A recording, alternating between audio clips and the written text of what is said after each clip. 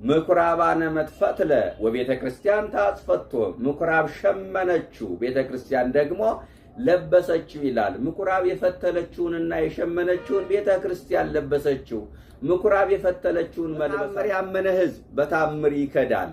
ታምር አይቶ የተሰበሰበ ሕዝብ ነገ ታምር ሲያጣ ይበተናል። ይህ ደግሞ ለክርስቲያኖች መንፈሳዊ ኪስ በጨሌው በመተቱ የሚታመኑ ስርማሹን ቅጠል በጣሹን መጽሐፍ ገላጩን የሚጎትቱ ጠንቋይ ካላማከሩ በስተቀር የመኖር ተስፋቸው የጨለመባቸው እግዚአብሔር ዘገየብን ብለው ጠንቋይ ቤት ሄደው መርፌ የሚሰኩ ጠንቋይ የሚያሯሩጣቸው አታጨብጭቡ፣ ግርግር አትፍጠሩ። ሐሰተኛ ነቢያት የስንት ሰው ትዳር ፈረሰ። በሐሰተኛ ነቢያት የስንት ሰው ሕይወት ተመዘበረ። በሐሰተኛ ነቢያት ስንት እህቶቻችን ከክብር አነሱ። በሐሰተኛ ነቢያት ስንቱ ወገናችን የሌለበትን በሽታ ተሸክሞ መጣ። በሐሰተኛ ነቢያት የስንት ሰው ገንዘብ ጋር ህብረት የፈጠሩ አጋንንትን እናወጣለን እያሉ አጋንንትን የሚያቆራኙ ሰውን እንደ እንስሳ አጋድመው የሚረግጡ ነውረኛ ልቡ ሳሳ መስቀል ከጨበጠ ካህን ይልቅ በካራቴ የሚማታ ፓስተርን መረጠ። ትውልዱ ለማይረባ አይምሮ ተላልፎ በግባት ስጋው ደሙ ለመቀበል ሲመጡ ይሄን ያህል ብር ካልከፈላችሁ የሚሉ ሰዎች አሉ አይደል እንዴ?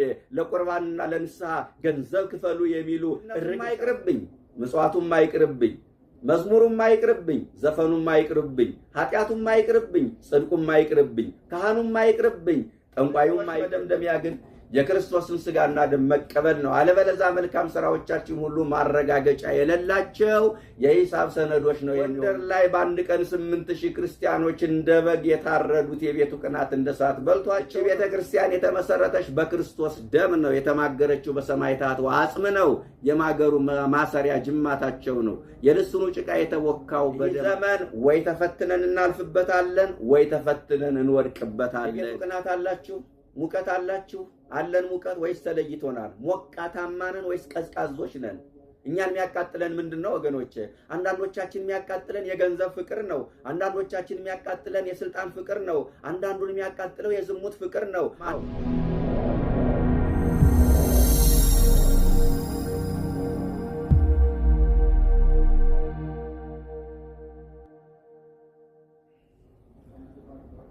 በስመ አብ ወወልድ ወመንፈስ ቅዱስ አሃዱ አምላክ አሜን። የእግዚአብሔር ልጆች፣ የመብርሃን ባለሟሎች፣ የቅዱሳን ወዳጆች እንደምን አላችሁ? ሰላም እግዚአብሔር በያላችሁበት ስፍራ ይብዛላችሁ ይብዛልን። የሶስተኛውን ሳምንት ቅዳሴ ላይ የሚነበበውን የምኩራብን ወንጌል ለተወሰኑ ደቂቃዎች እንነጋገራለን። የትምህርታችን ርዕስ ርግብ ሻጮች የሚል ይሆናል። የዮሐንስ ወንጌል ምዕራፍ 2 ቁጥር 16 ላይ ተመዝግቦ የምናገኘው ኃይለ ቃል ነው። ከቁጥር 13 ጀምሮ እስከ መጨረሻው ቅዳሴ ላይ ሲነበብ ተሰሙት ይሆናል ብዬ ተስፋ አደርጋለሁኝ። አሁን ከኔ ጋራ በዚህ ኃይለ ቃል የዕለቱን ወንጌል ሰብሰብ አድርገን እንነጋገራለን። እንግዲህ ሶስተኛው ሳምንት ምኩራብ በመባል ይታወቃል። የተዋህዶ ልጆች እያንዳንዱ ሳምንት የራሳቸው የሆነ ታሪክና ስያሜ እንዳላቸው ስንማር ቆይተናል። የመጀመሪያው ሳምንት ዘወረደ፣ ሁለተኛው ሳምንት ቅድስ፣ ሶስተኛው ሳምንት ምኩራብ በመባል ይታወቃል። ምኩራብ የጸሎት ቤት ነው። በምኩራብ ጸሎት ይጸለያል፣ ትምህርት ይሰጣል፣ ቅዱሳት መጻሕፍት ይነበባሉ፣ ይተረጎማሉ፣ የሰንበት በዓል ይከበራል። በቤተ መቅደስ ደግሞ ዓመት በዓል ይከበራል፣ መስዋዕት ይቀርባል። በቤተ መቅደስና በምኩራብ መካከል ሰፊ ልዩነት አለ። ምኩራብ 10 ሰዎች ባሉበት አካባቢ መስራት መትከል ይቻላል። ቤተ መቅደስ ግን ከኢየሩሳሌም ውጭ መስራት ፈጽሞ የተከለከለ ነው። ምኩራብ መስራት የተጀመረው በናቡከደነጾር ዘመነ መንግስት ነው። ናቡከደነጾር ወደ ኢየሩሳሌም ዘምቶ ቤተ መቅደሱን አፍርሶ ነዋየ ቅድሳቱን አቃጥሎ የሚገለውን ገሎ የሚማርከውን ማርኮ ሲመለስ ተማርከው ከወረዱት መካከል አብዛኞቹ የእግዚአብሔር ሕዝቦች እስራኤላውያን ስለነበሩ በሄዱበት ስፍራ የጸሎት ቤት ስለሚያስፈልጋቸው ባሉበት ስፍራ ምኩራብ ሰርተው እግዚአብሔርን ማምለክ ጀምረዋል። ክርስቶስ በነበረበትም ዘመን ሰው ሆኖ ሥጋ ለብሶ በሚያስተምርበት ዘመን ምኩራብ ነበረ። በምኩራብ ተገንቶ አስተምሯል። ሐዋርያትም በምኩራብ ተገንተው አገልግለዋል። ምኩራብ ለሐዲስ ኪዳኗ ቤተክርስቲያን ምሳሌና ጥላ ሆና አልፋለች።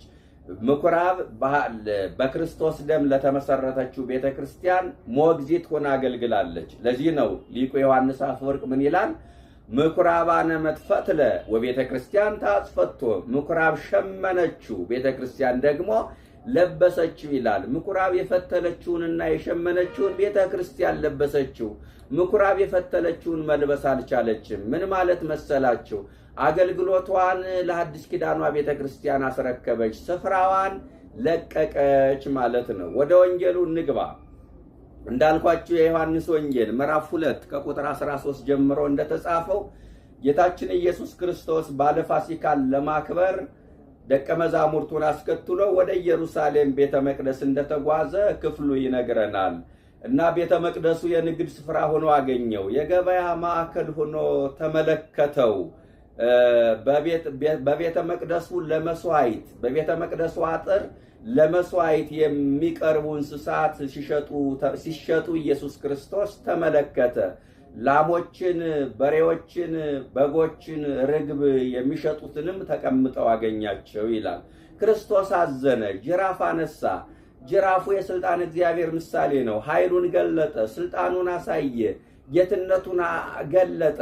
ምክንያቱም ቤተ መቅደሱ የገበያ ማዕከል ሆኖ በማየቱ አዝኗል። በቤተ መቅደሱ ያለው ጫጫታ፣ የእንስሳቱ ጩኸት፣ የገበያው ትርምስ፣ የዋጋው ክርክር፣ የሳንቲሙ ፍጭት ቤተ መቅደሱን የንግድ ማዕከል አስመሰለው። ክርስቶስ አዘነና ጅራፍ ገምዶ ላሞችንና በሬዎቹን፣ በጎችን እየገረፈ ከመቅደሱ አባረረ። ሻጭና ለዋጭን አስወጣ። ርግቦቹ ደግሞ ዱላ ስለማይችሉ ፈቶ ለቀቃቸው። ሳንቲሙን አውጥቶ በተነው፣ ወንበሩን ገለበጠው፣ ሸቀጡን አራገፈው፣ ድርድራቸውን አፈረሰው። ከዛ ኢየሱስ ክርስቶስ ምን አለ? የአባቴን ቤት የንግድ ቤት አታድርጉት አለ። ያን ጊዜ ደቀ መዛሙርቱ የቤት ቅናት ይበላኛል ተብሎ እንደተጻፈ አሰቡ ይላል። እንግዲህ ይሄ ሳምንት የተዋህዶ ልጆች፣ ይሄ ሳምንት ቅናተ ቤተ ክርስቲያን የታየበት፣ ቤቴ የጸሎት ቤት ናት ተብሎ አዋጅ የታወጀበት፣ ቤተ መቅደሱ የጸዳበት፣ ሻጭና ለዋጭ የወጣበት፣ ከቤተ መቅደሱ ጋር አብረው መሄድ የማይችሉ ነገሮች እንዲወጡ መመሪያ የተላለፈበት፣ ቤተ መቅደሱን ለማይገባ ተግባር ያዋሉ ሰዎች የተገሰጹበት ሳምንት ነው። ክፍለ ምዕራፉ 3 አንኳር ሐሳቦችን ያሳየናል። ነገ በሚነበበው የወንጌል ክፍል 3 መሰረታዊ ነገሮችን እናያለን። በተለይ እስከ 18 ድረስ ያለውን ቁጥር 18 ድረስ ያለውን እናያለን። አንደኛ ርግብ ሻጮች፣ ሁለተኛ የአባቴን ቤት የንግድ ቤት አታድርጉት፣ ሶስተኛ የቤቱ ቅናት። እነዚህ የትምህርታችን አንኳር ሐሳቦች ናቸው። ርግብ ሻጮች፣ ርግብ በመንፈስ ቅዱስ ይመሰላል። ርግብ የመንፈስ ቅዱስ ምሳሌ ነው። ርግብ ሻጮች ማለት ጸጋ መንፈስ ቅዱስን የሚሸጡ ሰማያዊ ጸጋቸውን፣ ሰማያዊ ክብራቸውን፣ ሀብታቸውን ላልተገባ ጥቅም የሚያውሉ ሰማያዊ ጸጋቸውንና ክህነታቸውን ለፖለቲካ ፍጆታ የሚያውሉ ለምድራዊ ዝና የሚያመቻቹ እነሱ ርግብ ሻጮች ይባላሉ። በታምራት ስም የሚነግዱ፣ በፈውስ ስም የሚነግዱ ርግብ ሻጮች ይባላሉ። በመንፈስ ቅዱስ ስም የሚሸቅጡ እነሱ ርግብ ሻጮች ይባላሉ። ወገኖቼ ታምር በወንጌል ያመኑትን ለማጽናት እንጂ መሰረታዊ ነገር አይደለም። ይህንን ልትረዱልኝ ይገባል ወገኖቼ። በታምር ያመነ ህዝብ በታምር ይከዳል። ታምር አይቶ የተሰበሰበ ህዝብ ነገ ታምር ሲያጣ ይበተናል። ይህ ደግሞ ለክርስቲያኖች መንፈሳዊ ኪሳራ ነው ወገኖቼ። እንዴ ክርስቶስ ከሰማያት ወረደ፣ ከድንግል ተወለደ፣ በመስቀል ተሰቀለ፣ ስጋውን ቆረሰ፣ ደሙን አፈሰሰ፣ ሞትን ድል አድርጎ ተነሳ፣ በክብር ወደ ሰማይ አረገ ብሎ ከመመስከር የበለጠ ታምር ለክርስቲያኖች የላቸውም። ድንግል ማርያም በድንግልና ጸንሳ በድንግልና ወለደች ብሎ ከመመስከር የበለጠ ታምር ለክርስቲያኖች የለም። ታምር የሃይማኖተኝነት መገለጫ ብቻውን ሊሆን አይችልም። ታምር የጽድቅና የቅድስና መለኪያ ብቻውን ሊሆን አይችልም። ለምን ካላችሁኝ በኦሪት ዘጸአት ምዕራፍ 7 ቁጥር 9 ላይ ሙሴ በፈርዖን ፊት ታምር ያደርግ ነበረ። የግብፅ ጠንቋዮች ኢያኔስና ኢያንበረስም በተመሳሳይ ታምር ያደርጉ ነበረ እና የግብፅ ጠንቋዮች ታምር ስላደረጉ ጠንቋዮችን እንመን ማለት ነው? አያችሁ፣ ታምር ሁሉ እውነት አይደለም ማለት ነው። ሌላም ምሳሌ ላሳያችሁ። አንደኛ ሳሙኤል ምዕራፍ 28 ከቁጥር 8 ጀምሮ እንደተመዘገበው በአንድ ወቅት ሳኦል ወደ አንዲት ሟርተኛ ሴት ሄደና እባክሽ ሳሙኤልን አስነሽልኝ ከሞት አላት። ሳሙኤል ያኔ በሕይወት አልነበረም። አማሌቃውያን በጠላትነት ሲነሱበት፣ አይዛብ ሲሰለጥኑበት ካሁን ቀደም አባቱን አማክሮ ምክር ተቀብሎ በጸሎት አስበይ ብሎ ወደ አይዛብ ሲሄድ ድልን ተቀዳጅቶ ይመለስ ነበረ። ያን ጊዜ ግን ሳሙኤል በሕይወት ስለሌለ ሳኦል ተጨነቀ። እንዲያው በክፉ ጊዜ አባት ያሳጣን መድኃኔዓለም። የተዋህዶ ልጆች ሲጨንቀው ምኑ ጋር ሄደ? ጠንቋይ ጋር ሄደ። ዛሬ ሲጨንቃቸው ጠንቋይ ጋር የሚሄዱ ሰዎች አሉ። በጨሌው በመተቱ የሚታመኑ ስርማሹን፣ ቅጠል በጣሹን፣ መጽሐፍ ገላጩን የሚጎትቱ ጠንቋይ ካላማከሩ በስተቀር የመኖር ተስፋቸው የጨለመባቸው እግዚአብሔር ዘገየብን ብለው ጠንቋይ ቤት ሄደው መርፌ የሚሰኩ ጠንቋይ የሚያሯሩጣቸው ጋኔን እንዲሳብላቸው፣ መንፈስ እንዲጠራላቸው፣ ኮከብ እንዲቆጠርላቸው፣ ስኒን እንዲዘቀዘቅላቸው፣ የወደፊት ዕጣ ፈንታቸው እንዲነገራቸው የሚፈልጉ ሰዎች የሉም። ክርስቶስ ሙቶ ነፃ ያወጣው ሕዝብ ለመናፍስት ተገዢ ሲሆን ከማየት በላይ ምን የሚያሳዝን ነገር አለ? እያስቀደሱ ጨሌያቸውን ያልጣሉ፣ ጣዖቱን ያልሰበሩ ምዕመናን የሉም። ግን ይጸልያሉ፣ ያመሰግናሉ፣ በሥርዓት አምልኮ ይሳተፋሉ። ያሳዝናል። ስለዚህ ሳኦል ከአንዲት ጠንቋይ ጋር ሄደና እባክሽ ሳሙኤልን አስነሽልኝ አላት። እሷም ሳሙኤልን ጠርታ አሳየችው ይላል መጽሐፍ ቅዱስ። በምትሃት እኮ ነው። እና ይቺ ሴት ታምር ስላደረገች ወይም ምትሃት ስላሳየች እንመናት ማለት ነው። ጌታችን ኢየሱስ ክርስቶስ በማቴዎስ ወንጌል ምዕራፍ 7 ቁጥር 22 ላይ እንዳስተማረው እንደተመዘገበው በፍርድ ቀን ብዙዎቹ በስምህ ትንቢት ተናግረን አልነበረምን? አጋንንት አውጥተን አልነበረምን? ታምርስ አድርገን አልነበረምን? ለምንድነው ከመንግስት የምትለየን ብለው ይጠይቁታል። ያን ጊዜ ክርስቶስ ምን ይላቸዋል? እናንተ አመፀኞች ከኔ ራቁ፣ አላውቃችሁም። ምን አይነት አጭበርባሪዎች ቢሆኑ ነው እናንተ? አላውቃችሁም እኮ ነው ያላቸው። በስሙ እኮ ታምራት አድርገዋል፣ በስሙ አጋንንትን አውጥተዋል፣ በስሙ ትንቢት ተናግረዋል፣ ግን አላውቃችሁም አላቸው። ፈጥሮ አላውቃችሁም ከመባል የከፋ ነገር የለ። ለምን?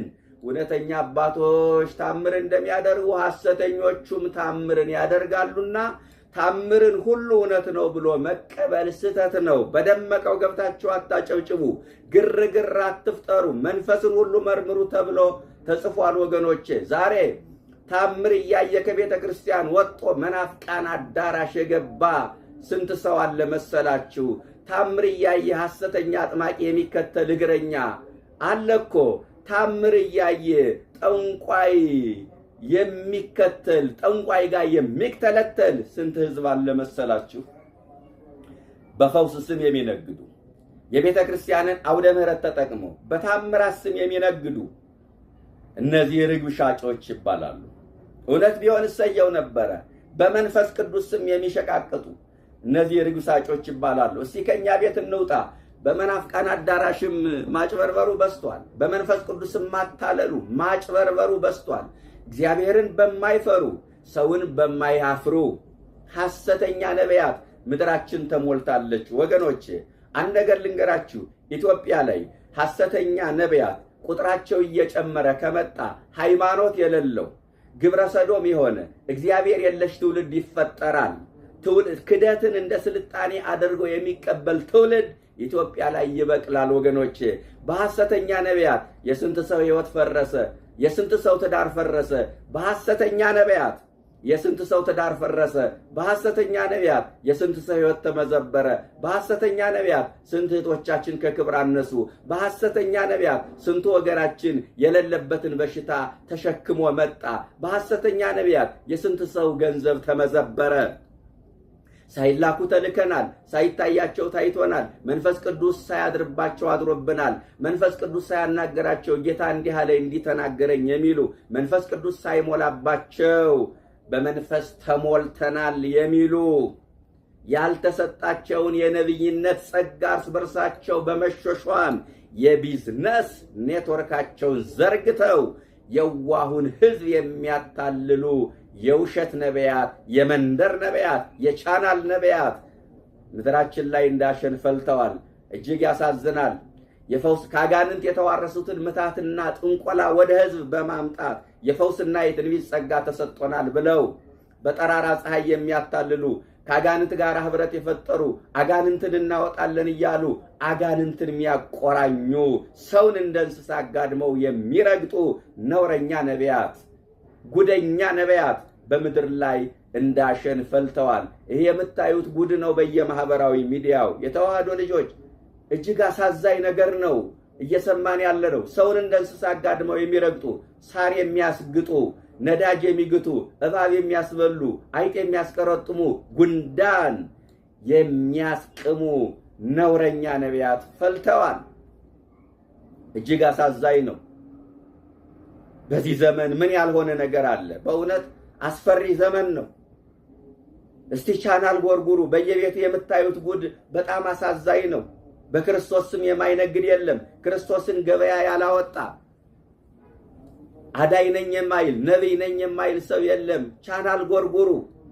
አንዱ በቴሌቪዥን መስኮት ብቅ ይልና ዛሬ የምጸልየው ስለ ወገብ ነው። የወገብ ህመም ያለባችሁ ሰዎች አሁን ወገባችሁን መዳሰስ ትችላላችሁ ሲል ስንት ጅላለ ወገቡን ቢዳስስ ለመዳን ትውልዱ ልቡ ሳሳ። መስቀል ከጨበጠ ካህን ይልቅ በካራቴ የሚማታ ፓስተርን መረጠ። ትውልዱ ለማይረባ አይምሮ ተላልፎ ተሰጠ። ቅዱስ ጳውሎስ እንደዚህ ይላል፣ ወንዘ ይጠበቡ አብዱ፣ እንራቀቃለን ሲሉ አይምሮ አጡ። የሚያጨበጭብ ህዝብ ነው የተፈጠረ። አሁን ሰው ረድኤተ እግዚአብሔር ሲለየው ምን መስራት እንዳለበት እንኳን አያውቅም። ረድኤተ እግዚአብሔር ሲለየው ለማን? በጣም አሳዛኝ ነገር ነው። ለማይረባ አይምሮ ተላልፎ ተሰጡ። ብዙዎቹ ለማይረባ አይምሮ ተላልፈው ተሰጠዋል። ይሄ የሚያሳዝን ነገር ነው።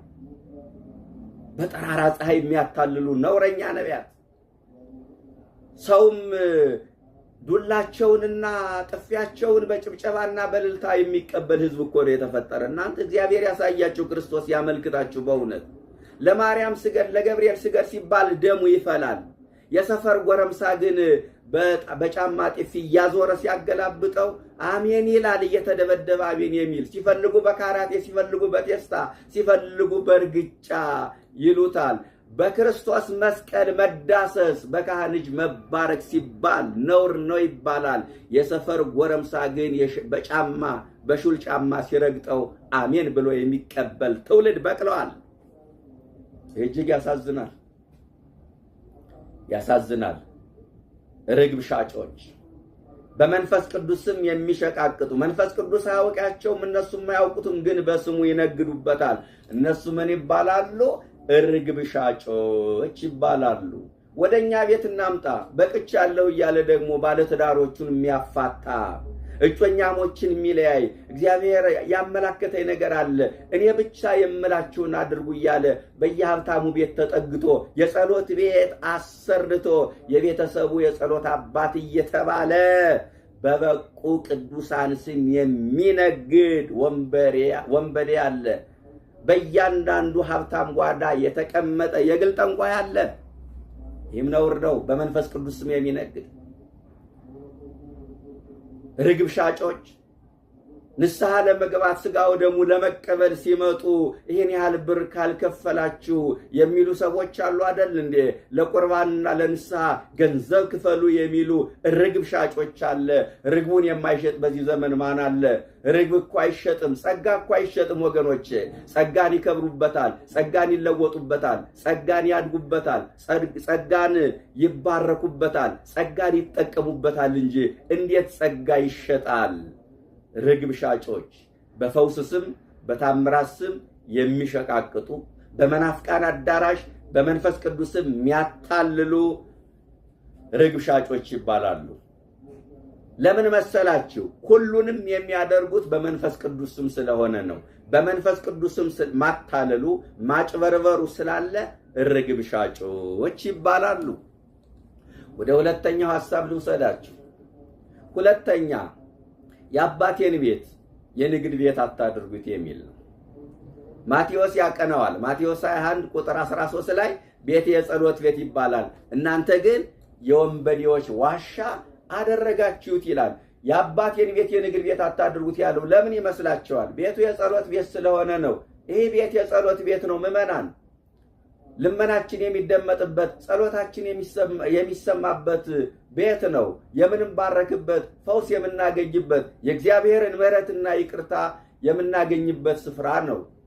በዚህ ስፍራ ለሚጸለይ ዓይኖቼ ይገለጣሉ፣ ጆሮዎቼ ያደምጣሉ፣ ልቤ ዘወትር በዚህ ቤት ይሆናል። ይህንን ቤት መርጬዋለሁ፣ ቀድሼዋለሁ ይላል። ሁለተኛ ዜና ምዕራፍ 7 ቁጥር 15 ላይ ተመዝግቦ የምናገኘው ኃይለ ቃል ነው።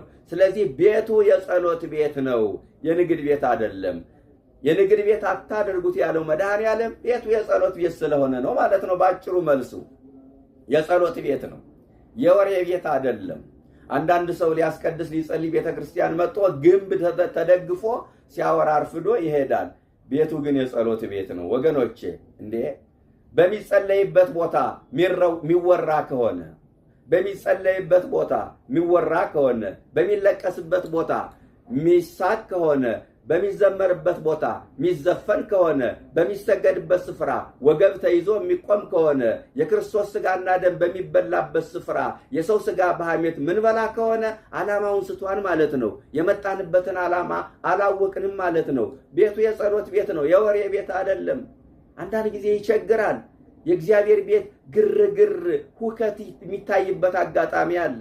ሰው ሊያስቀድስ መጥቶ ሊጸልይ መጥቶ ማይረጋጋበት ሁኔታ አንዳንድ ጊዜ እናያለን። ቤተ መቅደሱ በር ላይ ሞንታርቦ ይጠመዳል፣ ካሴት ምናምን ይሸጣል፣ ግዙ ገዛዙ የሚል ነገር ይበዛል። በአንድ በኩል አልባሳቱ ይሸጣል። ምንም አይሸጥ ነገር አለ። ሰውም ሊሳለም መጥቶ በዛው እግር መንገዱን ገበያ ካልዋለ ደስ አይለውም። ሊሳለም መጥቶ በዛው እግር መንገዱን ለገበያ የሚመጣ ሰው አለ እኮ እንዴ! መሳለሙም አይቅርብኝ፣ ግብይቱም አይቅርብኝ፣ ጽድቁም አይቅርብኝ፣ ኃጢአቱም አይቅርብኝ፣ ሌብነቱም አይቅርብኝ፣ ምጽዋቱም አይቅርብኝ። እንዴት ይሆናል? ሌብነቱም አይቅርብኝ፣ ምጽዋቱም አይቅርብኝ፣ መዝሙሩም አይቅርብኝ፣ ዘፈኑም አይቅርብኝ፣ ኃጢአቱም አይቅርብኝ፣ ጽድቁም አይቅርብኝ፣ ካህኑም አይቅርብኝ፣ ጠንቋዩም አይቅርብኝ፣ ታቦቱም አይቅርብኝ፣ ጣዖቱም አይቅርብኝ። ይህ ሊሆን አይችልም። እስከ ማይዜኑ ታነክሱ በክልዮን የጋያቲክሙ እስከ መቼ በሁለት ሐሳብ ስታነክሱ ትኖራላችሁ ተብሎ ነው የተጻፈው። አሁንም ማደገ መሰል ገበያው ቤተ መቅደስ አካባቢ ያለው ገበያ ደርቷል እኮ። ድሮ በቤተ መቅደስ በር ላይ የሚሸጠው ዕጣን፣ ጧፍ፣ ዘቢብ ነበረ፣ ስንዴ ነበረ መገበሪያ።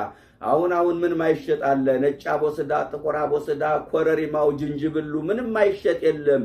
ብሉይ ኪዳን ቤተ መቅደስ ላይ የነበረው የገበያ ስርዓት አሁንም በሐዲስ ኪዳኗ ቤተ ክርስቲያን እንደወረደ እናገኛለን። ይህ እጅግ ያሳዝናል። መድኃኔዓለምን ያስቆጣዋል። ቤቱ የጸሎት ቤት ነዋ። ቤቴ የጸሎት ቤት ነው አለ። ሁለተኛ ቤት የተባልነ እኛ ነን ወገኖች። እኛ ራሱ የእግዚአብሔር ቤት ኮነን፣ የእግዚአብሔር ቤተ መቅደስ ነን። ቅዱስ ጳውሎስ እንደነገረን ሁለተኛ ቆሮንቶስ ምዕራፍ 6 ቁጥር 16 ላይ እኛ የሕያው እግዚአብሔር ቤተ መቅደስ ነን ይላል። ቤተ መቅደስ ነን ስለተባለ ግን ቤተ መቅደሱ ይቅር ማለት አይደለም። አሁን አንዳንዶቹ ባቀበልናቸው ዱላ ሊመቱን ይፈልጋሉ። እኛም እኮ የምንለው እኛ ራሱ የጌታ ቤተ መቅደስ ስለሆነ መቅደስ አያስፈልግም ነው የምንለው የሚሉ ሰዎች አሉ። እንዴ በቀጥታን ተርጉመው ካልና አያስኬድም። እናንተ የምድር ጨው ናችሁ ስለተባለ ጨው አያስፈልግም ይባላል እንዴ? ምናልባት አሁን በሽታው እየበዛ ከጨው የሚርቅ አንዳንድ ሰው ሊኖር ይችላል። ያለ ጨው ግን አይሆንም። በእያንዳንዱ ነገር ጨው ያስፈልጋል። እናንተ የዓለም ብርሃን ናችሁ ስለተባለ ሻማ አያስፈልግም ማለት ነው? አምፖል አያስፈልግም ማለት ነው? እኛ ተንጠልጥለን ኩራዝ እንሁን ሻማ እንሁን ማለት ነው? አይቻልም። ሌላ ትርጓሜ ያለው ቤተ መቅደስ ነን ስለተባለ ቤተ መቅደስ ይቅር ማለት አይደለም። ቅዱስ ጳውሎስ እንዲህ ያለው የቆሮንቶስ አማኞች ቤተ መቅደሱን እያከበሩ የጌታ ቤተ መቅደስ የሆነው ሰውነታቸውን በኃጢአት ያዋርዱ ስለነበረ ለቤተ መቅደሱ ክብር እንደምትሰጡት እናንተም የጌታ ቤተ መቅደስ ናችሁና ለሰውነታችሁ ክብር ልትሰጡት ይገባል ነው። ሌላ የተለየ ትርጓሜ የለውም። እውነት ነው። ዛሬም አንዳንዶቹ ቤተ መቅደሱን ያከብራሉ። የእግዚአብሔር መቅደስ የሆነ ሰውነታቸውን በኃጢአት ያዋርዳሉ። ቤተ መቅደሱን ያጸዳሉ። ጧት ጧት የእግዚአብሔርን ቤት የሚያጸዱ ለበረከት የሚሽቀዳደሙ ሰዎችን እናያለን። ደስ ይላል። የእግዚአብሔር መቅደስ የሆነ ሰውነታቸው ግን በኃጢአት ቆሽሿል። አንዳንዶቹ ለቤተ መቅደሱ ዕጣን ያቀርባሉ። ቤተ መቅደስ በሆነው ሰውነታቸው ላይ ግን ትንባሆ ይጤስበታል። አንዳንዶቹ ለቤተ መቅደሱ መገበሪያ ስንዴ ያቀርባሉ። ቤተ መቅደስ የሆነው ሰውነታቸው ግን ከክርስቶስ ሥጋና ደም ተለይቶ ይኖራል። አንዳንዶቹ ለቤተ መቅደሱ ለመዝሙር አገልግሎት የሚሆን መቋሚያውን ጸናጽሉን ገዝተው ያበረክታሉ። ቤተ መቅደስ በሆነው ሰውነታቸው ላይ ግን ዘፈን ይዘፈንበታል። ስለዚህ እናንተም የክርስቶስ ቤተ መቅደስ ናችሁና ለቤተ መቅደሱ ክብር ልትሰጡ ይገባል ለማለት እንጂ ቤተ መቅደስ አያስፈልግም ማለት አይደለም። ስለዚህ እኛ የእግዚአብሔር ቤተ መቅደስ ነን። መድኃኔዓለም ወንድሜ ቤቴ ነህ ይልሃል። እህቴ ክርስቶስ ቤቴ ነሽ ይልሻል። ቤት ለመሆን ደግሞ እኛ ራሳችን ዝግጁ ማድረግ አለብን። አሁን እንግዳ ሲመጣ ቤታችሁን እንደቆሸሸ ነው የምትቀበሉት? ቤታችሁን አጽድታችሁ ጠርጋችሁ ቄጠማ ጎዝጉዛችሁ ምንጣፍ አንጥፋችሁ አይደለ እንግዳውን የምትቀበሉት? መድኃኔዓለምን ያህል እንግዳ ቤት ወደ ተባለ ሕይወታችን ሲመጣ እንደቆሸሸ ነው የምንቀበለው? ወገኖቼ በኃጢአት የቆሸሸ ሰውነታችን በንስሐ አጥበን መድኃኔዓለምን ግባ ልንለው ያስፈልጋል። ያን ጊዜ ቤቴ ነህ ይልሃል፣ ቤቴ ነሽ ይልሻል። ቤት እናድርገው፣ ማደሪያ እናድርገው። እንዴ የአባቴን ቤት የንግድ ቤት አታደርጉት እኮ ነው ያለው አይደለ? አዎ አንዳንድ ጊዜ መነገጃ እናደርገዋለን። ሕይወታችን የኃጢአት ቤት ልናደርገው አይገባም። ነገድንበት እኮ በዚህ ሕይወት የጌታ ቤተ መቅደስ በተባለው ሰውነታችን ፖለቲካውን ነገድንበት፣ ዘረኝነቱን ነገድንበት፣ ምቀኝነቱን ነገድንበት። የኃጢአት ሸቀጥ ማራገፊያ ሆኗል ሰውነታችን። ይህንን ልናስወጣ ይገባል። የአባቴን ቤት የንግድ ቤት አታድርጉት አለ። እኛ የእሱ ቤት ነን ወገኖቼ። ቤት ሕይወት ቤት ተብሎ ይተረጎማል። ቤትህን አስተካክል ብሎታል ሕዝቅያስን። ቤት ቤተሰብ ይባላል። እኔና ቤቴ እግዚአብሔርን እናመልካለን ሲባል ጣሪያውና ግድግዳው ማለት አይደለም። እኔና ቤተሰቦቼ ተብሎ ይተረጎማል። ስለዚህ እኛ የእግዚአብሔር ቤት ነን ምዕመናን። ስለዚህ አሁን የመጣው ጾም ነው። ሰውነቴ ቆሽሿል፣ ላሳጥበው፣ ካህን ካየ ቆይቷል ብለን ራሳችን ለካህን ማስመርመር ይገባናል።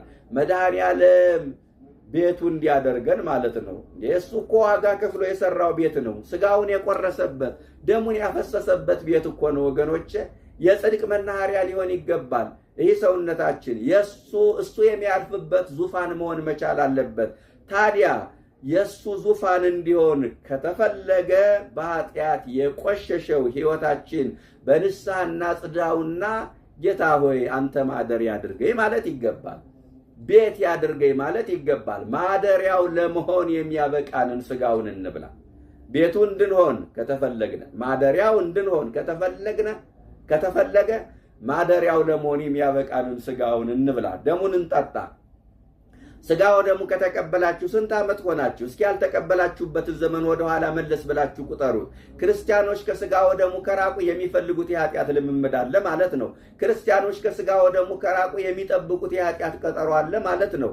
አለበለዚያ ከክርስቶስ ጋር እንዳንኖር የሚከለክለን ነገር የለም። ትጾማላችሁ፣ ትጸልያላችሁ፣ አስራት ታወጣላችሁ፣ ብዙ መልካም ሥራ ትሰራላችሁ፣ ገዳም ትሄዳላችሁ። የነገሮች መደምደሚያ ግን የክርስቶስን ሥጋና ደም መቀበል ነው። አለበለዚያ መልካም ሥራዎቻችን ሁሉ ማረጋገጫ የሌላቸው የሂሳብ ሰነዶች ነው የሚሆኑብን። በልጅነታችሁ ትቆርቡ የነበራችሁ ልጆቻችሁን ልታቆርቡ ትመጣላችሁ። ልጆቻችሁ ሲበሉ እናንተ ትራባላችሁ።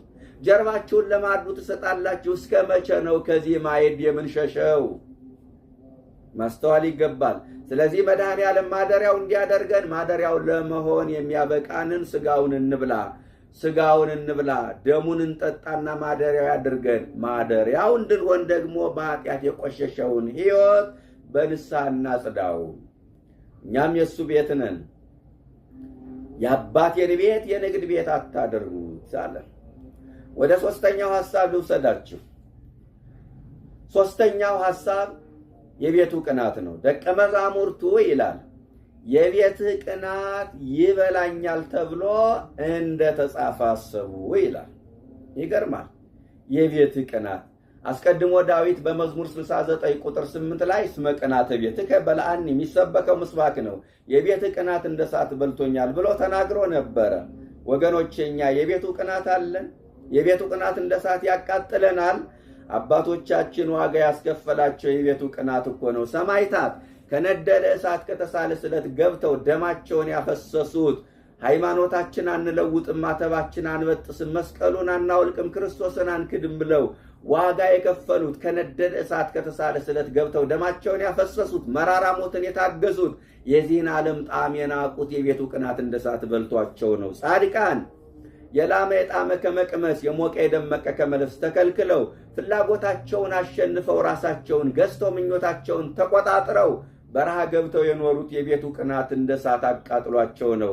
እና አቡነ ሚካኤል ዘጎሬ እና አቡነ ጴጥሮስ ጠላት ሀገርን ለመውረር ሲመጣ ሀገር ከሚጠፋ ሃይማኖት ከሚጠፋ እኛ ብንጠፋ እኛ ብንሞት ይሻላል ብለው ደረታቸውን ለጥይት የሰጡት እኮ የቤቱ ቅናት እንደ እሳት በልቷቸው ነው።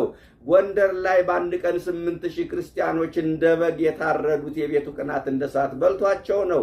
የሞቱት ሞቱ፣ ከሞት የተረፉት ደግሞ የቤቱ ቅናት አለባቸውና የበግና የፍየል ሌጦ ለብሰው ዞሩ፣ ዓለም አልተገባቻቸውምና። ዛሬ አንዳንድ ቦታ ላይ ዋሻው ሲከፈት መሬቱ ሲቆፈር ነዋየ ቅድሳቱ ሲወጣ የሰማዕታቱ አጽም አብሮ ይወጣል። ለምን ካላችሁ ያን ጊዜ ታቦቱን አንለቅም፣ መስቀሉን አንለቅም፣ ቅርሱን አንለቅም ብለው ዋሻ ላይ ደርቀው የቀሩ አባቶቻችን ናቸው። እቺ ቤተ ክርስቲያን የተመሰረተች በክርስቶስ ደም ነው። የተማገረችው በሰማዕታቱ አጽም ነው። የማገሩ ማሰሪያ ጅማታቸው ነው። የልስኑ ጭቃ የተወካው በደማቸው ነው። ክብርና ምስጋና ይደረሳቸው። እነዚህ ሁሉ የቤቱ ቅናት እንደ እሳት በልቷቸው ነው። ለምን ሌላ ሩቅ ለምን እንሄዳለን? በእነዚህ 5 ዓመታት ብዙዎቹ በኢትዮጵያ ምድር ብዙዎቹ በሰማዕትነት ያለፉት የቤቱ ቅናት እንደ እሳት በልቷቸው ነው። ቀኖና ቤተ ክርስቲያን ለምን ተጣሰ? ሕገ ቤተ ክርስቲያን ለምን ተሻረ? አባቶቻችን ያስቀመጡት የደንበር ምልክት ለምን ፈረሰ ብለው በመቅደሱ የተሰዉት የቤቱ ቅናት እንደ እሳት በልቷቸው ነው። ቀድሰው የሚያቆርቡ ሰብከው የሚያሳምኑ መክረው ለንስሐ የሚያበቁ አባቶቻችን በገዳማቱ በመቅደሱ በር ላይ የተሰዉት የቤቱ ቅናት እንደ እሳት በልቷቸው ነው። ይህንን እንመን ወገኖቼ። በእነዚህ 5 ዓመታት በእውነት ቤተክርስቲያን ብዙ አርሴማዎችን፣ ብዙ ጊዮርጊሶችን፣ ብዙ ቂርቆሶችን አፍርታለች። እቺ ቤተክርስቲያን በእውነት ታሪክ የሚደግሙ መስቀል የሚሸከሙ የቅዱሳንን ጉዞ የሚያስቀጥሉ ወጣቶችን እቺ ቤተክርስቲያን ዛሬም አፍርታለች። እየነደዱ የሚያበሩላት፣ እየከሰሉ የሚያደምቁ ልጆች አሏት። ቤተክርስቲያን ትቀደስ፣ የኛ ደም ይፍሰስ፣ ታሪክ ይቆይ፣ እኛ ግን እንጥፋ የሚሉ ጀግኖች አሉ። መከራው ያበዛናል እንጂ አያሳንሰንም። መከራው ያሰፋናል እንጂ አያጠበንም። መከራው ያበረታናል እንጂ አያደክመንም። ዘር ካልተዘራ አይበቅልም። ክርስቲያን ሁልጊዜ የሚበቅለው በመከራ መሃል ነው። በመከራ መሃል በቅለን የክብር ፍሬ እንድናፈራ መድኃኔዓለም ሁላችንንም ይርዳን። የሰማዕታት ደም የቤተ ክርስቲያን ምርጥ ዘር ነው። ደማቸው ፈሶ አይቀርም፣ ዘር ሆኖ ይበቅላል። የተዋህዶ ልጆች ባህር ዛፍን ቁረጡት፣ ችግኙ በስቶ ይወጣል። ክርስትና በመከራ የሚባዛ ሃይማኖት ነው። ቤተ ክርስቲያን ትቀደስ፣ የኛ ደም ይፍሰስ፣ ታሪክ ይቆይ፣ እኛ ግን እንጥፋ የሚሉ ቤተ መቅደሱ ከሚቃጠል እኛ ቀድመን እንቃጠል፣ ቤተ መቅደሱ ከሚፈርስ የኛ ሕይወት ይፍረስ የሚሉ ጀግኖች አሉ። የቤቱ ቅናት እንደ እሳት ስለበላቸው ሌላ አጀንዳ የላቸውም። ብዙዎቹን የዓለም ፍላጎት ከጽድቅ ጎዳና ሲያወጣቸው፣ የዚህ ዓለም ርኩሰት ሲያታልላቸው፣ ወንጌል በደም ሥራቸው ገብቶ ብዙዎቹን ለሰማዕትነት አብቅቷል። ወገኖቼ ክርስትና ነጭ ለብሰን ጧፍ ለኩሰን ወንጌል ተምረን የምንሄድበት ብቻ አይደለም። ክርስትና የለምለም መስክ ጉዞ አይደለም። የተጋድሎ ጉዞ ነው። በደም እያጌጡ እንደ ሻማ እየቀለጡ ለሌሎች ብርሃን የሚሆኑበት ሰማያዊ ጉዞ ነው ክርስትና። ክርስትናን እስካሁን ድረስ በቃል አወራ ነው። አሁን ግን በተግባር የምናወራበት ዘመን ላይ ደርሰናል ወገኖች። ይህ ዘመን ዘመነ ሰማዕታት ነው። ዘመነ ሰማዕትነት ወደ ኢትዮጵያ ከመጣ ቆየት ብሏል። ይህ ዘመን ወይ ተፈትነን እናልፍበታለን ወይ ተፈትነን እንወድቅበታለን። የቤቱ ቅናት እንደ ትናንት አባቶቻችን በዘመናችንም እንደተሰዉት ጀግኖች እኛም ሊኖረን ይገባል። የተዋህዶ ልጆች የቤቱ ቅናት ሊኖረን ይገባል። የቤቱ ቅናት አላችሁ? ሙቀት አላችሁ? አለን ሙቀት ወይስ ተለይቶናል? ሞቃታማ ነን ወይስ ቀዝቃዞች ነን? እኛን የሚያቃጥለን ምንድነው ወገኖች? አንዳንዶቻችን የሚያቃጥለን የገንዘብ ፍቅር ነው። አንዳንዶቻችን የሚያቃጥለን የስልጣን ፍቅር ነው። አንዳንዱን የሚያቃጥለው የዝሙት ፍቅር ነው። አንዳንዱ የሚቃጠለው የወንድሙ ኑሮ ሲስተካከል ነው። ይህ እጅግ ያሳዝናል። ወንድማችን መኪና ከገዛ እኔ እስከ መቼ ነው እግረኛ ሁኜ የምኖረው ብለን ነው ምንቃጠለው። እኛ ወንድማችን ቤት ከሰራ እስከ መቼ ድረስ ነው እኔ ቤት ተከራይቼ የምኖረው ብለን ነው ምንቃጠለው። የኛ ቅናት ያሳዝናል። ሰይጣናዊ ቅናት ነው ብዙዎቻችን። ሰዎች ሲሾሙ ሲሸለሙ ደስ ማይላቸው፣ ልብስ እንኳን ሲቀይሩ የሚቀኑ፣ ከእያንዳንዱ ጀርባ አጥንትን የሚያነክስ ቅናት አለ። ይህ ነውር ነው። ሰይጣናዊ ቅናት ነው። መቅናት ካለብን ለበጎ ነገር እንቅና። ሰዎች የጽድቅ ሥራ ሲሰሩ አይተን ለመስራት እንቅና። ንስሐ ሲገቡ አይተን ንስሐ ለመግባት እንቅና። ሲቆርቡ አይተን ለመቁረብ እንቅና። ይህንን ነው ከቅዱስ ዳዊት የምንማረው ወገኖች። ዳዊት ከራሱ ልምድና ተሞክሮ ተነስቶ ነው እስመ ቅናት ቤትከ በልዐኒ አለ። የቤት ቅናት እንደ እሳት በላኝ አለ።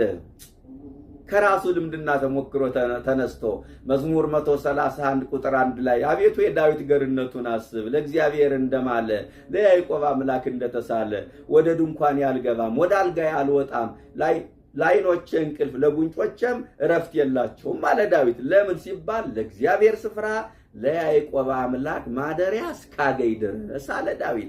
ንጉሥ ነው አልበላም አለ። ንጉሥ ነው አልጠጣም አለ። ንጉሥ ነው ወደ ድንኳኔ አልገባም አለ። ንጉሥ ነው አልጋ ላይ አልወጣም እንቅልፍ አይወስደኝም አለ።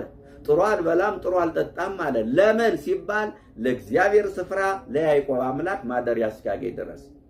እኔ በአማረ አልጋ ላይ እተኛለሁ፣ በአማረ ምንጣፍ ላይ እመላለሳለሁ፣ ዝሆን ጥርስ በተሰራ አልጋ ላይ እተኛለሁ፣ በተንጣለለ ቤት እኖራለሁ።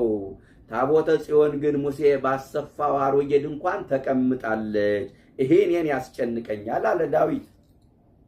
የሚገርማችሁ ነገር ገንዘብ ስላለኝ ልስራ አላለም። ሱባኤ ገባ። እግዚአብሔር ከፈቀደልኝ ልስራ ብሎ ሱባኤ ገባ። ሱባኤውን ሲጨርስ ግን ምን አለው? በናታን በኩል እግዚአብሔር ተናገረው። አኮ አንተ ዘታንጽ ቤተ ለስብሐቴ፣ ቤት የምትሰራልኝ አንተ አይደለህም። አላ ዘይወጽእ እምኀቤከ ውእቱ ያንጽ ቤተ ለስብሐቴ፣ ቤት የሚሰራልኝ ካንተ አብራክ የተገኘው ሰሎሞን ነው አለ። ግን ስለ ሱባኤው አልዘነጋውም አለ። ሱባኤ ገብቶ ባዶኑ እንዲወጣ አልፈልግም አለ። የሰዎችን ድካም የሚያስብ አምላክ፣ የለመኑትን ማይነሳ የነገሩትን ማይረሳ አምላክ ስለ ሱባኤው ግን አልዘነጋውም አለና ምስጢረ ሥጋዌ ገለጠለት። ናሁ ሰማይናሁ በኤፍራታ ወረከብናሁ ውስተ መገዳም፣ እነሆ በኤፍራታ በበረት ተጥሎ በጨርቅ ተጠቅሎ እንደ ሕፃናት ሲያለቅስ አየነው አለ። ጥቂት ነገር ሊሻ ገብቶ ብዙ ነገር አገኘ። ምስጢረ ሥጋዌ ተገለጠለት። ስለዚህ ዳዊት የታቦተ ጽዮን በአሮጌ ድንኳን መቀመጥ የሱ በቤተ መንግሥት መኖር አሳሰበው። የቤት ቅናት እንደ እሳት በላኝ አለ። እንዲህ አይነት ቅናት ሊኖረን ይገባል። የተዋህዶ ልጆች እንዲህ አይነት ቅናት ሊኖረን ይገባል። በእውነት ይህንን ነው ማስተዋል የሚገባን። የቤት ቅናት አዎ እስመ ቅናተ ቤትከ በልዐኒ፣ የቤት ቅናት እንደ እሳት በላኝ። እናንጠያኮስ ቤተ መቅደስን ሲያረክሱ አይቼ፣ በግ በተሰዋበት ሪያ ሲሰዉ፣ ስለ ኪሩብ በቆመበት ስለ ፀሐይ ሲያቆሙ አይቼ ለመቅደስ ክብር ቀናሁ አለ ቅዱስ ዳዊት። ይሄ ብቻ አይደለም። ዳዊት ትንቢቱ ወደፊትም ወደ ኋላም ያለውን አይደል የሚናገር፣ ከሱ በፊትም ስላለው ነገር ተናገረ። በዚህ በአንደኛ ሳሙኤል ምዕራፍ 2 ከቁጥር 1 ጀምሮ እንደተጻፈው የኤሊ ልጆች ምናምንቴዎች ነበሩ፣ እግዚአብሔርን አያውቁም ነበሩ ይላል። ምናምንቴ ተብሎ መጠራት የተናቀ ስም ነው። ምናምንቴ መናቅ እኮ ነው ወገኖቼ። እግዚአብሔርን አያውቁም ነበረ። ካህናት እኮ ናቸው፣ ለመቅደሱ ቅርብ ናቸው። ሕዝብ እያገለገሉ መቅደሱን እያገለገሉ መስዋዕት እያቀረቡ የመቅደሱን አምልኮ ስርዓት አምልኮ እየፈጸሙ እግዚአብሔርን አያውቁም ነበረ። እኔ አሁን ምፈራው ይህን ነው ወገኖቼ። በሰው ዘንድ ለእግዚአብሔር ቅርብ መስለን እየታየን ሩቅ እንዳንሆን እፈራለሁ። እኔ በጣም የሚያሳስበኝ ይሄ ነው። በሰው ዘንድ በእግዚአብሔር ዘንድ በደም የምንታወቅ ለእግዚአብሔር ቀራቢ የምንመስል ግን እግዚአብሔር አላውቃችሁም የሚለን እንዳንሆን እፈራለሁ። አያውቁትም ነበር፣ እግዚአብሔርን አያውቁም ነበር ይላል። መስዋዕቱን አቃለሉ፣ ስርዓቱን አፈረሱ፣ ደንበሩን አፈረሱ። በቤተ መቅደሱ በድንኳኑ ከምሽቱ 1 ሰዓት ጀምሮ እስከ ጠዋቱ 1 ሰዓት መቅረዝ ላይ የሚበራ ሻማ ነበረ። ምን ይሰራል ከባዶ ድንኳን? ሰው ከሌለ አገልግሎት ከሌለ በባዶ ድንኳን ሲበራ ማደሩ ምን ይጠቅማል ብለው መቅረዙን አነሱ፣ መብራቱንም አጠፉ። ወደ ቤተ መቅደሱ የሚመጡ ሴቶችን በነውር ከነሱ ጋር ተዳደፉ። ስርዓቱን ሁሉ አፈረሱ፣ መስዋዕቱን አቃለሉ። በዚህ ጊዜ ዳዊት ምን አለ? መቅናተ ቤትከ በላኒ ያለ ወደ ፊት ታይቶት የቤት ቅናት እንደ እሳት በላኝ አለ። ታቦተ ጽዮን እግዚአብሔርን በማይፈሩ ሰዎችን በማያፍሩ ባልተገባቻቸው እግዚአብሔርን በማይፈሩ ሰውን በማያፍሩ ካህናት እጅ ታቦተ ጽዮን ስለወደቀች አገልግሎቱ ክህነቱ ላልተገባ ሰዎች ተላልፎ ስለተሰጠ የቤት ቅናት እንደ እሳት ይበላኛል አለ ዳዊት። ዛሬኛ ስርዓት ሲጣስ አባቶች ያስቀመጡት የደንበር ምልክት ሲፈርስ እንቀናለን። መናፍቃን በቤተ ክርስቲያን ላይ ሲዘምቱ የቤተ ክርስቲያን ሕልውና ሲደፈር እንደ ቅዱስ ዳዊት እንቀናለን። የተዋህዶ ልጆች እነን በደንብ አስቡበት። የቤት ቅናት እንደ እሳት ይበላኛል አለ። በእውነት ለበጎ ነገር እንቅና፣ ለበጎ ነገር እንቃጠል። የቤቱ ቅናት ሊኖረን ይገባል። አሁን ደንታ ቢስ ተፈጥሯል። ምን አገባኝ የሚል በቃ የፈለገው ቢሆን ኃላፊነቱን ለጳጳሳት፣ ኃላፊነቱን ለሰባኪያን፣ ኃላፊነቱን ለካህናት ብቻ የሚተው ምዕመን ብቻ አይደለም፣ ከላይ እስከ ታች ከሊቅ እስከ ደቂቅ ከምዕመን እስከ ካህን ደንታ ቢስ ኃላፊነት የማይሰማው ትውልድ አለ። ንቅና ዋካችሁ። የምንቀናበት ዘመን ቢኖር ይህ ዘመን ነው። በዓይናችን የምናየው በጆሮአችን የምንሰማው በቴሌቪዥን መስኮት የምንመለከተው ብዙ ነውና የቤቱ ቅናት እንደ እሳት ሊያቃጥለን ይገባል።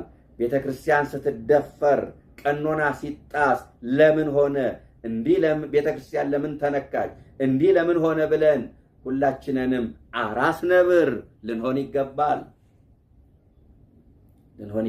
ወገኖች። እንደ ቅዱስ ዳዊት ለቤቱ የምንቀናበትን መንፈሳዊ ሀብት መድኃኔዓለም ለሁላችንንም ያድለን። ርግብ ሻጮች ጸጋ መንፈስ ቅዱስን ላልተገባ ጥቅም ከመዋል ከመሸጥ ሁላችንንም እግዚአብሔር ይጠብቀን ይሰውረን። ቤቴ የጸሎት ቤት ናት ተብሏልና የጸሎት ቤት ናት ተብሎ ቃል በተገባላት በቤተ ክርስቲያን ዕለት ዕለት እየተገኘን የእግዚአብሔርን ማዳንና ተስፋ እንድንጠባበቅ ቸርነቱ ይርዳን። እኛም የእርሱ ቤት ነንና የእርሱ ማደሪያ ነንና በኃጢአት የቆሸሸውን ሕይወት በንስሐ አስወግደን ማደሪያው ለመሆን የሚያስችለንን ሥጋውን በልተን ክቡር ደሙን ጠጥተን የአባቶቻችን ከተማ የቅዱሳንን ርስት እንድንወርስ ቅዱስና መልካም ፈቃዱ ይሁንልን።